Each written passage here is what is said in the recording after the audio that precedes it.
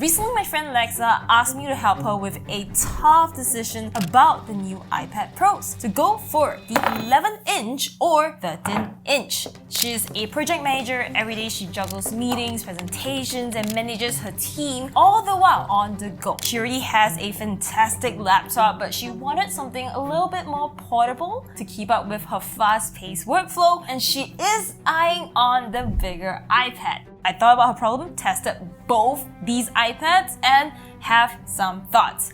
And I realized that, hey, some of you might be on the same boat as Lexa. So in today's video, I am going to break down the key differences between the 11-inch and the 13-inch iPads to help you figure out which one might be the best fit for your workflow, and we'll also chat a little bit about whether you should consider the Nano textured iPads. Let's dive in. There's two main differences between them. First, it's the huge display. Second is portability.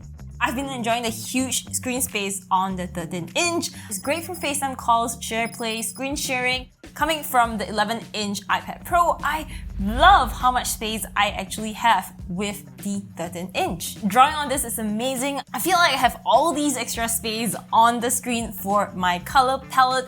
It just doesn't feel so squished with the 13-inch. Whereas on the 11-inch, I need to play this thing that I call the zoom game, where I need to zoom out of the canvas to make more room for my color palette and zoom back in when I want to make certain changes. Taking notes on the 13-inch actually makes me feel like I'm writing on A4 paper just because of this size. 11-inch is not too bad either. I mean, I am super used to this size, but this is just really nice because you can actually see more stuff. Like now I'm zoomed up to around the same size for both, and I can see more notes I've written on the top compared to this. This is cut off. So in that sense, this would be great for students or anyone who takes a lot of notes on their iPad. And of course, watching shows on the bigger screen is so much nicer.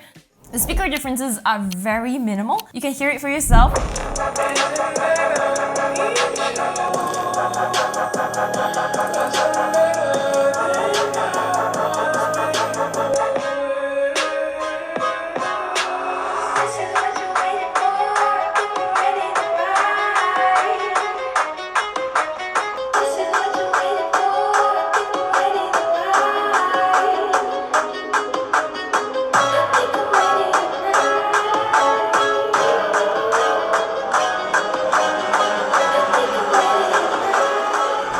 For me, 11-inch just isn't quite as loud as the 13-inch. These are not amazing, but good enough. And if you're taking this on the go, you're probably gonna use an AirPods anyway. For gaming, I do have mixed thoughts. The bigger screen is nicer to game on. There is no need to squint to see details because everything is just so much bigger. While you're gaming, if you find this screen too close to you and you want to increase the distance, you can definitely dock it in and use the controller to game. But one thing is that there is a lack in compatibility for keyboard and mouse gaming, and that is something that I need for my FPV games like Call of Duty. It is just way more accurate when I have my keyboard and mouse. So I don't really game on the iPad, I would rather game on my PC. Also, for the 13-inch, if you're gaming on this for way too long, holding this up for a while, you're gonna feel the extra weight. Which brings me to my next point, portability and weight. This becomes very tricky because the 13-inch is now thinner than the 11-inch. So now it's even harder to decide. But I have two questions that might help us with this. First, can you carry it with one hand? And second, when it eventually drops onto your face when you use it while you're lying down, which hurts the most? Well, both hurt, but 13-inch hurts more. Next, both can be carried and balanced with one hand, but this difference then becomes bigger when you add the extra accessories to both of them. It becomes 1 kg versus 1.2 kg. Personally, I'm all about keeping things light, so the extra weight just isn't for me, especially when it's 200 grams heavier. Because I've learned from experience that 200 grams is actually quite a lot when you stack things up, and because I carry a lot of gear, this extra 200 grams is considered heavy for me. But if you don't mind the extra 200 grams, go for it. Apple's engineering magic has made this 13-inch feel just as portable as the 11-inch. Another important question is, are these meant to be laptop replacements, and can they really be? If we take a look at the prices, the 13-inch iPad Pro costs almost as much as a 14-inch MacBook Pro, especially when you add on the Magic Keyboard. This definitely can be used as a laptop. In fact, because of the screen size, whenever I'm working on this, it actually feels like I'm working on a 13-inch MacBook Air. The new iPad Pros have come a long way since 2018 with so many improvements. Now you can connect these to external screen for extra screen real estate without those annoying black bars. Stage Manager allows for this for multitasking, windowing. The ports, however, are still lacking to make it truly pro. It only has a USB-C port, so you will definitely need a hub like the hyperdrive to get access to SD card slots. However, for my job, I need to edit, research, and multitask a lot, which means I need Final Cut Pro. And the Final Cut Pro on iPad OS is still a lot of thumbs editing and very little keyboard shortcuts. And if you're using Premiere Pro, forget about it, it's no show on the iPad. And one more thing, if you're planning to replace your laptop with an iPad, you do have to give yourself 1 to 2 days to a week to get used to iPad OS, because honestly, it's the iPad OS that bugs me the most. First, let's talk about Stage Manager. Sure, you can drag windows around, but it's still not as smooth as macOS, not quite as fluid, it's just a little bit lacking. You can open up multiple windows on the iPad, but it's only up to 4 at one time. And then there are shortcuts, but they are just not the same as macOS. For example, closing an app on the Mac, Command Q, but for the iPad, you have to swipe up. Next, Calendar app. On the Mac, you can easily option click to duplicate events, but on the iPad, you have to drag with your fingers and it's just not as fluid as the Mac. I just really wish the iPad would use the same shortcuts as the Mac when it is docked onto the keyboard like this. And some of my favorite apps are not on the iPad, like CleanShot, the best screenshot tool ever. It's nowhere to be found on the iPad, but there will be a link to it in the description box below. Some apps also aren't optimized for iPads, like Notion, which doesn't allow multiple windows to be opened on the iPad. Every time when I think about using the iPad as a laptop, I just forget that it has a touch screen. It's still very hard to adjust using this as a laptop. An iPad is really just an iPad, great for drawing, sketching ideas, watching content occasionally, but it is still a sidekick to my Mac. I still want and need the macOS for all my work. But then again, who should get the 13-inch? Well, I think it boils down to how you're using the iPads. For my friend Lex's specific situation, I recommended the bigger iPad Pro. The bigger screen is great for showcasing her design ideas, her presentation is awesome for sketching and note-taking, and honestly, she can afford this entire setup. Budget isn't a concern. And if you're thinking of using the iPad as an all-in-one just because of how much more powerful it has become, the 13-inch would be a great option. Yes, it is going to be more expensive than a typical 13-inch MacBook Air, but what you're getting is a tablet, a laptop, all in one.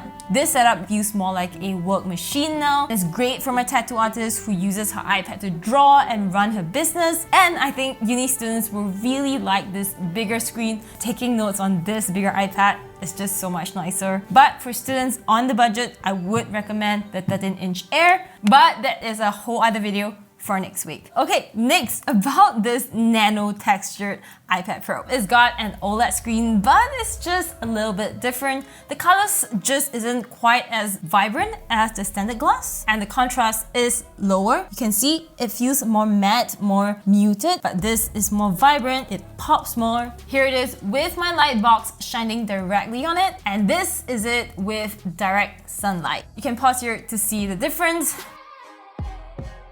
On the plus side, I feel like it is kind of more fingerprint resistant, but I still can see fingerprints when I look at it from a certain angle. And this has a matte finish, which is basically its whole point because it means there's no more annoying glare. So you no longer have to crank up the brightness of this to battle sun reflections, which means you get less eye fatigue when you are using this outdoor. So the question is, who is the nano textured iPad Pro for? Well, I think if you're outdoors 99% of the time and you need fewer reflections from the sun, this is definitely worth considering. Plus, this is great if you're reading a lot in direct sunlight. But there are some caveats to this. First, there's no solid evidence on how scratch-proof this screen is. I always use a screen protector, but if I put a screen protector onto a nano textured iPad, it might make this even low contrast, so the picture here wouldn't look quite as nice as this. Number two, if you're expecting this to feel like paper, it does not. In fact, it's actually smoother to draw on. So if you want that paper-like feel, you might want to check out other options like the paper-like screen protector or the other cheaper alternatives, and I'll link some options below. For me, I'm learning how to draw digitally, and I really love the vibrant colors from the OLED screen of the standard glass. It just makes painting and drawing on this so much more fun when the color just pops. It just feels better and makes me want to draw on this more. Sure, the matte look is a whole vibe, and some people do think it looks more realistic, but I would rather get a matte screen protector and replace it often than actually pay $1,000 more for the nano textured finish. That's just way too pricey for a feature that takes away one of my favorite things about the iPad Pro, which is the beautiful OLED screen. Plus, I don't actually need 1 terabyte of space on the iPad. You're really paying a premium for this. But I'm very curious about you. Have you considered the nano textured option for your iPad? Do you think it's worth the premium price? Drop your thoughts in the comment section below. If you enjoyed this, you definitely have to check out this one right here, where I compared my good old 16-inch MacBook Pro to the new 14-inch. Take care, stay minty and cheery. Goodbye!